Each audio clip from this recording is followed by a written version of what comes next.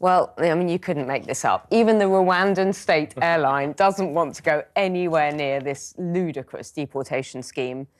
I think the entire sort of fiasco has tainted Rwanda. I think they're fed up with being, dubbed as this sort of terrible country that we shouldn't send anyone to.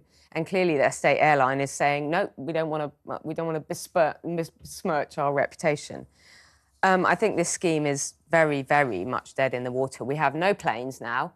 We have no plan, and we have no properties to send them to if any flights ever did take off. But also, I think it shows that we were lied to. So we were lied to about the properties because, in fact, those properties were never earmarked for Britain or for this particular scheme. It was a scheme that was being developed, and they were being sold, and they were already on the market anyway. And when various Home Secretaries, we seem to have zhuzhed up their property market. Suddenly we everyone zhuzhed up wants the property market. But look, as we all know, success has many parents, and failure is an orphan. So this is a failure. Nobody wants to be involved in it at all.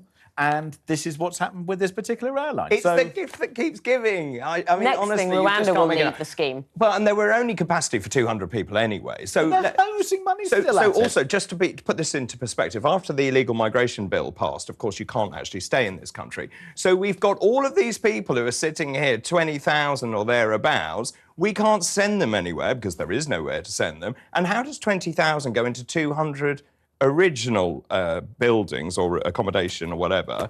And now we don't have that either. But also, this has been predicted on the small issue of the planes, who's actually going to fly these planes. This has been predicted for years. Yeah. For starters, no insurance company wants to insure a plane that is forcibly taking asylum seekers against their will. Because I did stories on this years ago, and they all said it's a PR disaster, and insurance-wise, insurance companies don't want to do it. So that's why you end up looking at the military, because you don't have the insurance issues. I've spoken to airlines in the past that say no pilots want to be the pilots doing it. They don't want to be captaining that plane. And then we have the brand issue. So it's a ludicrous scheme, utterly badly thought through and not going to happen. It is a ludicrous scheme, but there are ways around it. We just have to be less beholden to our own laws, to be quite frank. In Pakistan, they've gotten rid of or deported 500,000 Afghan asylum seekers back to Afghanistan because of a few terrorist attacks have happened, which have been blamed upon the Afghans.